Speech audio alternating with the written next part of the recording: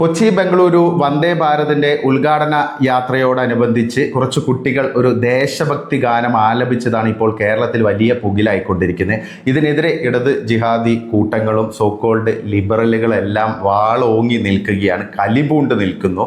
ഇപ്പം മന്ത്രിയാണെങ്കിൽ ഇവർക്ക് കൂട്ട് നിൽക്കുന്ന രീതിയിലുള്ള സ്റ്റേറ്റ്മെന്റ്സ് ഒക്കെയാണ് ഇപ്പം പുറപ്പെടുവിച്ചിരിക്കുന്നത്. വി ശിവൻകുട്ടി പറയുന്നത് ഇത് ഗൗരവതരമായ വിഷയമാണ്, വന്ദേ ഭാരതിന്റെ ഉദ്ഘാടന യാത്രയോടനുബന്ധിച്ച് ഒരു ദേശഭക്തി ഗാനം ആലപിച്ചത് ശരിയായില്ല, ഇതിനെതിരെ അന്വേഷണത്തിനൊക്കെ ഉത്തരവിട്ടിട്ടുണ്ട്. കേരളത്തിൽ ഇപ്പോൾ ഒരു ദേശഭക്തി ഗാനം പോലും ആലപിക്കാൻ പറ്റാത്തൊരു സാഹചര്യമായോ എന്നുള്ളതാണ് ഏറ്റവും പ്രധാനപ്പെട്ട ചോദ്യം. കാരണം ഈ പരമപവിത്ര മദാമി മണ്ണിൽ ഭാരതാംബയെ പൂജിക്കാൻ എന്ന് തുടങ്ങുന്ന ഈ ഒരു ദേശഭക്തി ഗാനത്തിൽ എവിടെയാണ് പ്രശ്നം? ഏതെങ്കിലും ഒരു മതത്തെയോ അല്ലെങ്കിൽ വർഗത്തെയോ ജാതിയോ ഇത് സൂചിപ്പിക്കുന്നില്ല.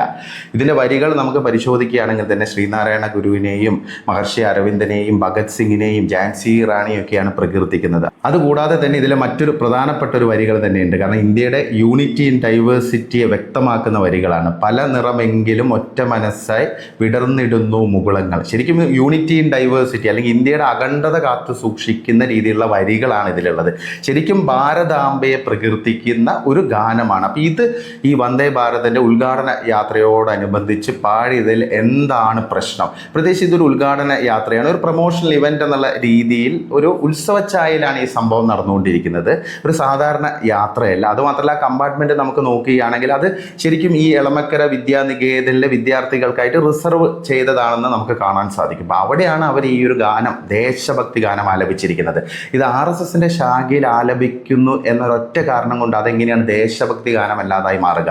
അങ്ങനെയാണെങ്കിൽ ഈ ഒരു ഗാനം തന്നെ, അതായത് പരമപവിത്ര മദാമി മണ്ണിൽ എന്ന് തുടങ്ങുന്ന ഈ ഗാനം തന്നെ പല വേദികളിലും പാടുന്നത് നമ്മളെല്ലാം കണ്ടിട്ടുണ്ട്. അതിൽ വേറെ ഒന്നുമില്ല. അപ്പോൾ RSS സ്വാഭാവികമായിട്ടൊരു ദേശീയ സംഘടനയാണ്. അവരെ സംബന്ധിച്ച് അവർക്ക് ദേശഭക്തിക്ക് അവർ വലിയ പ്രാധാന്യം നൽകുന്നുണ്ട്. ഇന്ന് പല സംഘടനകളും അത് മറക്കുമ്പോൾ ദേശഭക്തിക്ക് കൃത്യമായിട്ടുള്ള പരിഗണനയും പ്രാധാന്യവും നൽകുന്ന സംഘടനയാണ് രാഷ്ട്രീയ സ്വയം സേവക സംഘം. സ്വാഭാവികമായിട്ട് അവരുടെ ശാഖകളിൽ ഇത് ഉദ്ഘോഷിക്കും, ഇത്തരം ഗാനങ്ങൾ അവർ ആലപിക്കും. അതിലെന്താണ് തെറ്റ്? അതുകൊണ്ട് ഈ ഒരു ഗാനം ദേശഭക്തി ഗാനമല്ലാതായി മാറും. അതുമാത്രമല്ല, RSS നിരോധിത സംഘടനയൊന്നുമല്ലല്ലോ. ഇന്ത്യയുടെ പ്രധാനമന്ത്രിയെയും പ്രസിഡന്റിനെയും വൈസ് പ്രസിഡന്റിനെയും എല്ലാം സംഭാവന ചെയ്ത മഹത്തായ ലോകത്തെ ഏറ്റവും വലിയ ഒരു സന്നദ്ധ സംഘടനയല്ലേ. അപ്പോൾ അതുകൊണ്ട് എന്താണ് പ്രശ്നം? ഇവിടെ ചില ആളുകളെ സുഖിപ്പിക്കേണ്ടതുണ്ട്, പ്രത്യേകിച്ച് ഇലക്ഷനാണ് വരുന്നത്. അപ്പോൾ അതിൻ്റെ ഭാഗമായിട്ടുള്ള ചില ശ്രമങ്ങൾ അത്രമാത്രം ഇതിനെ കണ്ടാൽ മതി. പൊതുസമൂഹത്തിനിടയിൽ ഇതിനൊരു സ്വീകാര്യതയും ലഭിക്കില്ല എന്നുള്ളത് ഉറപ്പാണ്.